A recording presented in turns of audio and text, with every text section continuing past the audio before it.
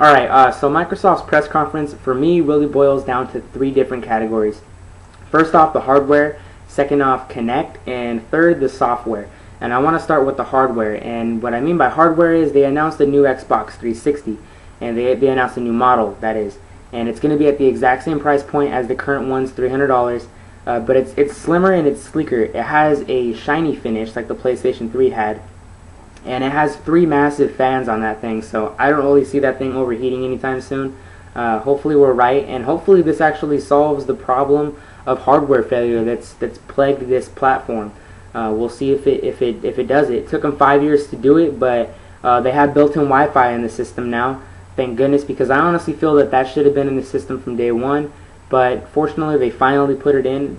The upside to having to wait 5 years for the Wi-Fi to be put into the system was the fact that the Wi-Fi card that's in the Xbox 360 is going to be the best on the market, pretty much. So, I mean, I think that's pretty awesome. The other thing that you'll notice is there's a 250 gigabyte hard drive, which is a massive hard drive, especially for all the stuff you can get on the Xbox, music, videos, and games, obviously. So that's going to be huge. You know, someone who likes to have a lot of media on their Xbox, we have 250 gigabytes now.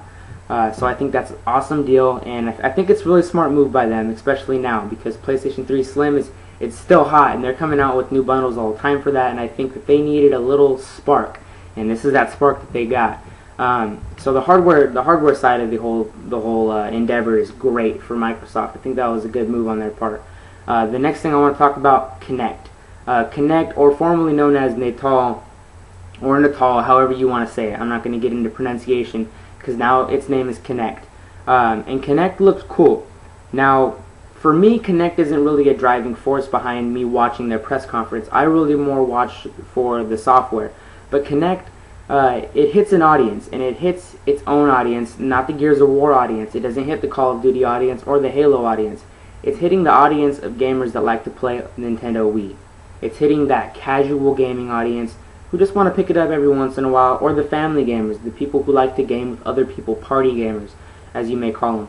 It's going to hit that. And one thing that Microsoft does, and better than anyone else, better than Microsoft or Sony, better than Nintendo, is market. They can market their asses off, especially in America. I don't know how their marketing is abroad, but I do know that in America, North America, specifically, they are amazing at marketing. I always see Xbox 360 commercials all the time.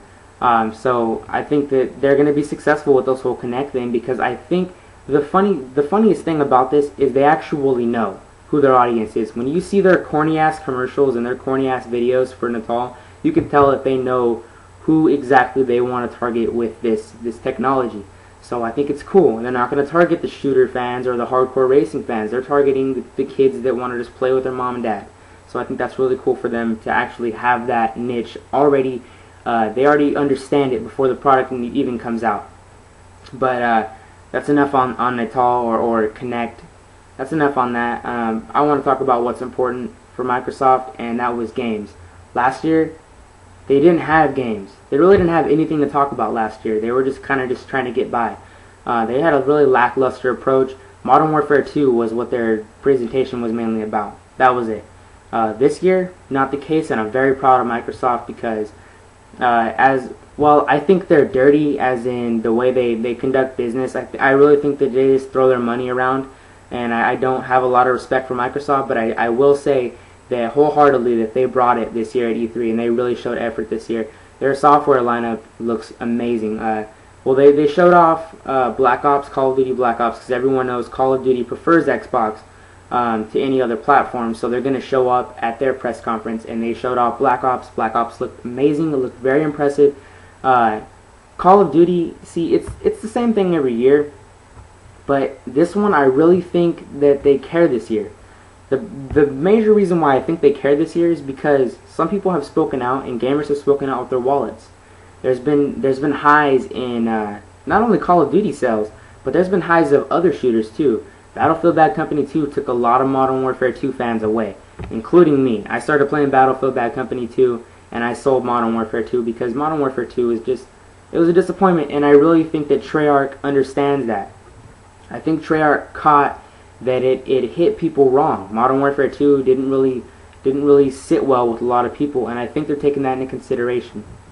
And before anyone starts saying they're just using the same engine, they are not using the same engine. It is a different engine from Modern Warfare 2. The explosions in that in this game, and I don't mean to sound like, you know, oh my god, no, but the explosions and the particle effects in this game look great, down to the mushroom clouds and the fire effects and the smoke effects look really good. And they look top notch. They really do. It looks like they put a lot of time into this, and I'm excited for Call of Duty Black Ops. I really am now. After seeing this solid approach, and they've also talked a little bit about multiplayer, saying they want to bring customization to a whole new level. And there's a bunch of rumors. I'll get into that in a later video, obviously, because I don't want to talk about Black Ops this entire video. But let's just say it looked really good. They had a good showing. The other games that are most important would be Metal Gear Solid Rising. And Metal Gear Solid Rising, it showed up. Kojima showed off his genius again. You can cut basically anything you want in that game. If you don't know, Raiden, the main character, he uses blades. He uses or like lightning action basically, and he can cut stuff basically with his blade. And they were showing him cut through cars. They were showing him cut through fruit, through people. And it really didn't matter. The blade went through just as smooth through a car as it did through a human being's, you know, hand or leg or something. And you have this option to like precisely cut however you want. So that was pretty cool. Like I said, he was cutting some fruit at the end of the demo. It looked really funny because he's famous for those little random tidbits. And then they had their big three. Microsoft had their big three as far as their software, which would be Halo Reach, Gears of War 3, and Fable 3. And I thought that they were all impressive. Halo Reach, they showed up. They already had their beta, so it really wasn't as important to them, E3, as it was for Gears of War or Fable. Fable, they look great. They look very impressive. The first two were great games, and this one's going to be awesome. You can already tell by what they showed. They're really impressive with their representation.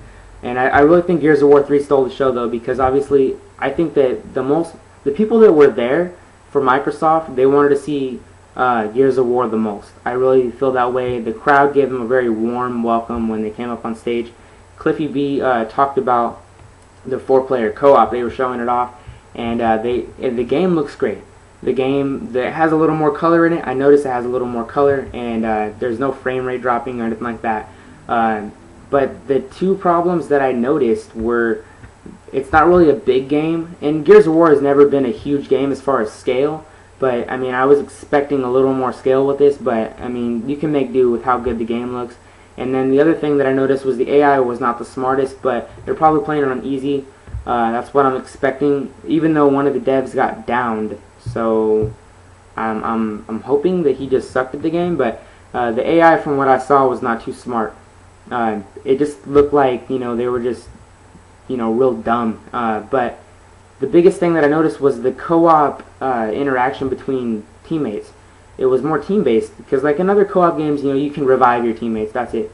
In this one, they were sharing ammo, they were sharing weapons, so that was really cool. I thought that was a good improvement to the co-op formula of the whole thing. They also talked about a beast mode. Unfortunately, I didn't get to see anything about the beast mode because that was later on in the day. I'll try to get back to you guys on that whole thing, and I mean, because basically it's a big deal, obviously.